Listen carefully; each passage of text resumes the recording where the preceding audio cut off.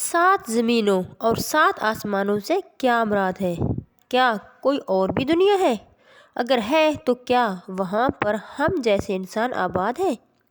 یہ سب کچھ ہم جانیں گے آج اس ویڈیو میں، تو ویڈیو کو آخر تک دیکھیے گا۔ اللہ تعالیٰ نے اپنی کتاب قرآن پاک میں فرمایا، اللہ وہ ہے جس نے 7 زمینیں اور 7 آسمان پیدا کیے اور ان کے درمیان حکم نازل ہوتا ہے تاکہ تم لوگ جان لو کہ بے شک اللہ ہر چیز پر قدرت رکھنے والا ہے۔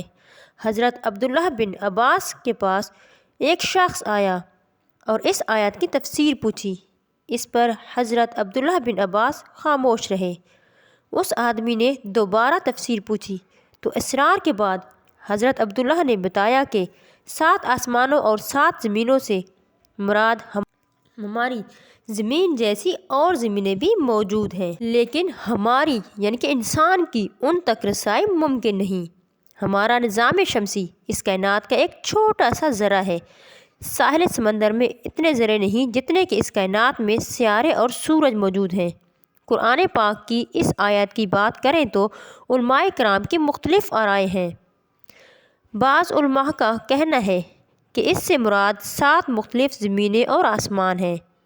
بعض کا خیال ہے کہ 7 کائنات ایک دوسرے کی ہم شکل ہیں۔ اہل حکمت نے 7 زمینوں اور 7 آسمانوں کی بات کو یوں بیان کیا ہے کہ ایک آسمان سے دوسرے آسمان تک کی مسافت 500 سال کے سفر کے برابر ہے۔ اسی طرح ہر آسمان کا حجم ہے۔ حضرت محمد صلی اللہ علیہ وآلہ وسلم کا سفر معراج اس بات کا واضح ثبوت ہے۔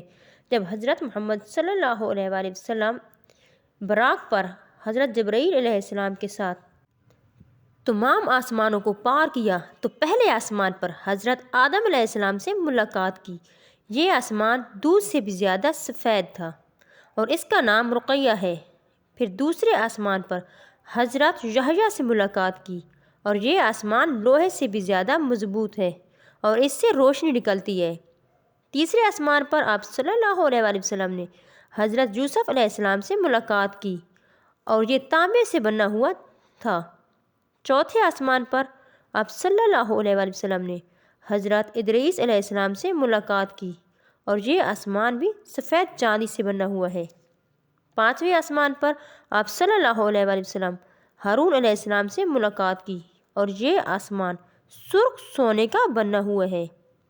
چھٹے آسمان پر آپ صلی اللہ علیہ وآلہ وسلم نے حضرت موسیٰ علیہ السلام سے ملاقات کی اور یہ موتیوں سے بنا ہوا ہے۔ ساتویں آسمان پر آپ صلی اللہ علیہ وآلہ وسلم نے حضرت ابراہیم علیہ السلام سے ملاقات کی اور یہ آسمان سرخ یاقوت سے بنا ہوا ہے۔